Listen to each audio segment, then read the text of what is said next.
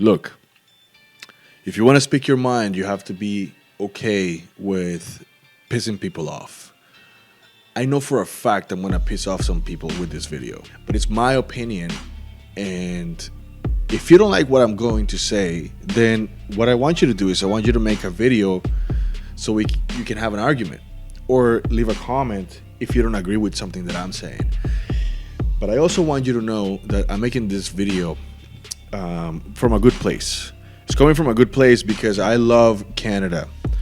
I love this country. I love the values of this country. I love the people here. I love the fact that this is a nation built by many, many different cultures. But there's some things that need to be said, and I don't see a lot of people saying it. So I'm gonna be the bad guy. I'm gonna speak my mind, and we're gonna let it run its course. Let's do it. Canada was once a nation worthy of trust and respect. Unfortunately, that reputation is now a thing of the past.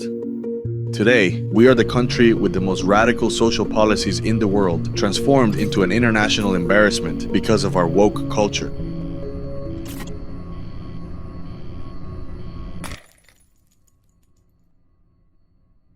Our economy is experiencing one of its worst periods in history, prompting our compatriots to leave. Yet, behind all these problems lies a dark truth that our government prefers to conceal. This is the tragic story of Canada's downfall. And like most good stories, it starts with a bitter truth. Why Canada is a failed society. Just a few years ago, we were admired for our strong economic health and high standard of living. Even the poorest among us live better than the middle class in much of the world.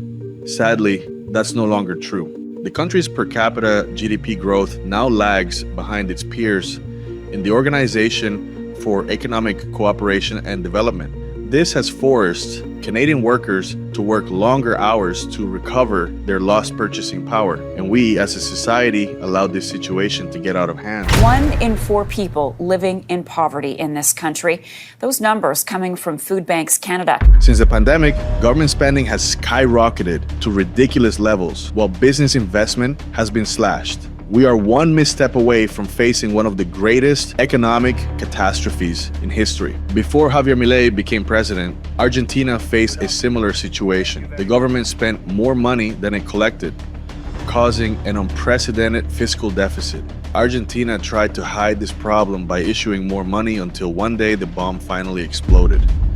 This excessive monetary issuance caused Argentina to have the world's highest inflation rate in 2023, reaching 213%. However, when a government that some would label extreme right-wing took office, the inflation dropped drastically to 4% per month within months.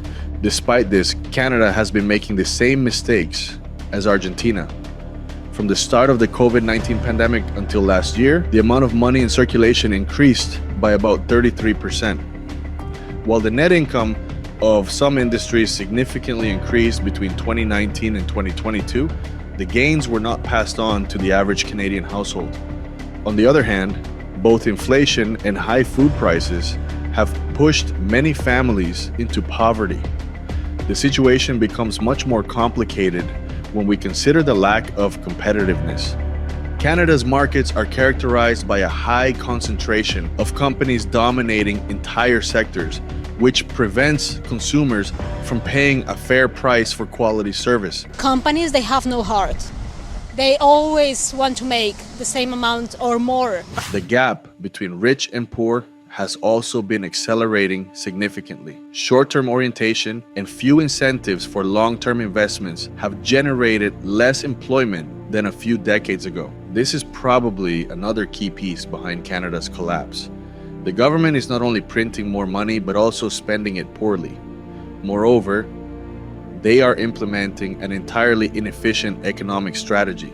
The focus on consumption and the growing increase in social spending have caused the Canadian economy to stagnate. Populism is among the many factors contributing to the internal decay of the Canadian economy. I have brought several examples to this channel of what happens when a country is ruled by a populist socialist government. You don't need to believe a word I am saying. You can travel to Cuba and see with your own eyes what awaits us if we don't change course now. Over the past weeks, what have we seen from the Conservatives? Telling Canadians that the problems they're facing with increased affordability, increased prices on everything, difficulty buying gas, difficulty buying computer.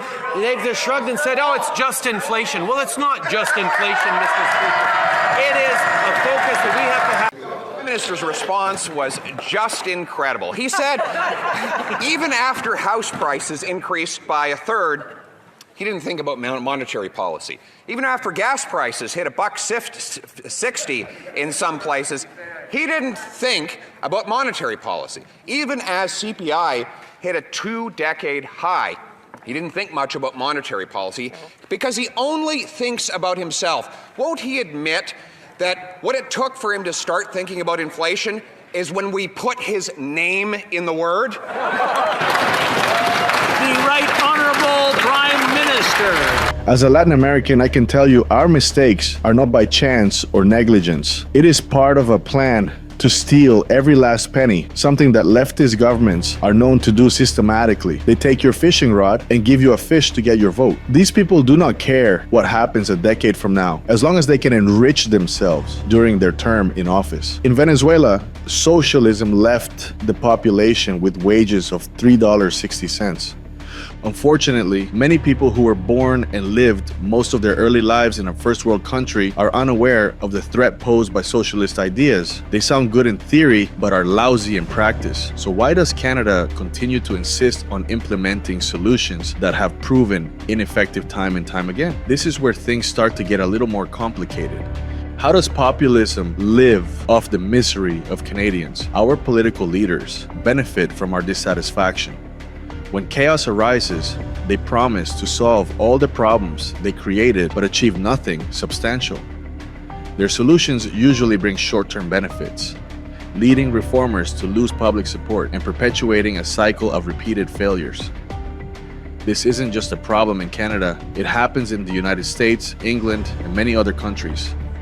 Once people become weary and frustrated, populist opposition parties capitalize on these sentiments to win elections. Both the right and the left have erred by embracing populism. However, the populist left blames businessmen, which has divided Canada, and convinced many that the wealthy are villains.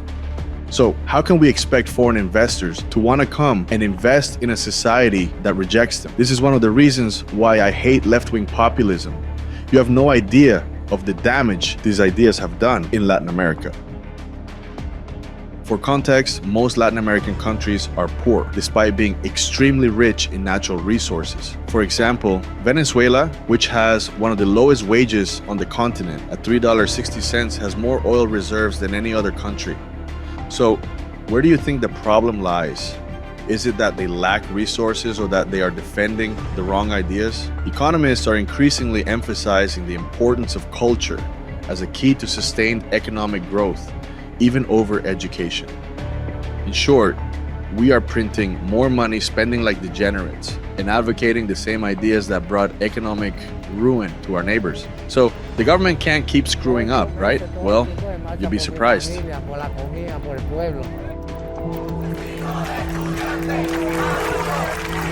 Siempre, siempre voy a estar en las calles luchando por la libertad de mis hijos. Y bueno. What's happening with immigration? Historically, Canada has been one of the most attractive countries to immigrate to. Many people have come to Canada to start a family, open a business, or buy their first home. However, in recent years, immigrants have begun a mass exodus. No one wants to come to Canada, which reflects how broken our economy and society is. The best example of this is what is happening with immigrants from India. Billboards abound in Punjab's fertile rural plains, promising easy immigration to Canada, Australia, the United Kingdom, and New Zealand. This province in northwest India has witnessed waves of foreign migration, especially to Canada and England. But now some have begun to return to their homelands. The main reason for this is the high cost of living. Many students are forced to try their luck elsewhere. According to one estimate, the second half of 2023 saw a 40% drop in study permit applications to Canada from India. The reverse migration rate reached a 2-decade high in 2019. Likewise, Official data obtained by Reuters showed that between 80,000 and 90,000 immigrants left Canada between 2021 and 2022 to return to their home countries or continue their journey elsewhere. Another 42,000 people also decided to leave during the first half of 2023. Ironically, Canada hasn't always experienced reverse migration. A new report titled The Leaky Bucket finds the number of immigrants leaving Canada surged between 2017 and 2019 and has yet to stabilize. Since 2015, Trudeau has decided to massively increase the arrival of newcomers, giving them higher priority than citizens born on Canadian soil. Opening our borders without any kind of control has caused the collapse of our society. The housing market has experienced an unprecedented surge in just a few years. The affordability crisis has prevented many middle and lower class families from being able to buy property, causing thousands of immigrants to return home empty-handed. Unfortunately, the problems caused by this surge of uncontrolled immigration persist. Government policies to address this crisis have been inadequate, resulting in demand outstripping supply. The government made the stupid mistake of letting in 1 million people a year, causing essential services to malfunction. Thanks to this, our hospitals and schools are running over capacity. Before anyone says that I am a racist, I want you to know that I am also an immigrant. I came to Canada 18 years ago to start a new life. Since then, I have been busting my ass without complaining or claiming help from the government, as I believe anyone coming here should. This experience as a Latin American immigrant has given me a better understanding of this immigration crisis than anyone else. It would be very ignorant of me to forget that both Canada and the United States were built by immigrants. However, we must understand that our country can't accommodate unlimited newcomers. Our capacity to support new residents is constrained by infrastructure, employment opportunities, and housing availability. All these people coming to Canada have completely different needs. We are trying to get two cultures that have been at war for centuries to coexist overnight. Take a look at what is happening in England, where the British have become a minority in their own territory. Guess what? We are no better off than they are. Okay, so would you like to see Sharia law in Canada replace Canadian law? At some point it will, because we have families, we are making babies. You're not. Your population is going down the slump.